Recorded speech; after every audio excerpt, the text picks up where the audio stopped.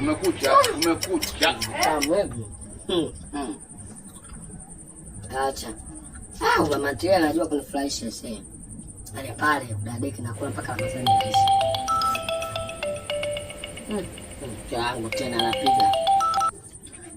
Mama Chanja. Naambia mume wangu mambo vipi? Poa, vipi za huko? Salama, sio wenyewe kwa mnaendeleaje? Sisi tuko poa mke wangu, sio wewe. Sisi tunashukuru Mungu. Vipi Ramadhani? Ramadhani iko poa tu. Unaona mwenyewe unaiona huko. Vipi zinapanda huko? Mimi wangu zinapanda, sio wewe. Hata mimi napanda, hata ninapokuambia mpaka koo. Ashindwe. Linasugua ni. Limekuwa nini?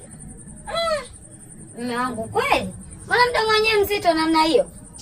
Mzito sinaangalia TV hapa. Hakuna.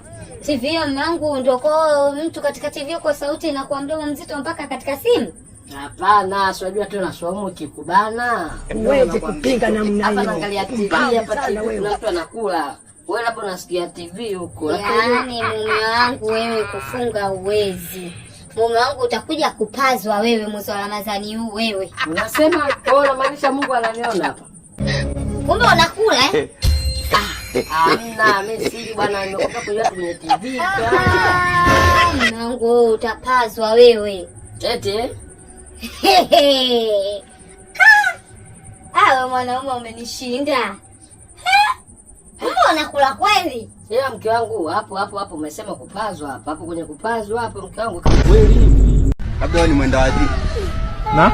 Mwenda wazimu wewe. Mkokotee mawe. Taandika hapa. Furumua. Hii ni maajabu. Sasa ankia kata ndo anataka kuipa wewe. Niache nachanganyikiwa mtu wangu kweli. Wante kwetu. Wewe kama umelaaniwa laana yako itakuchinja.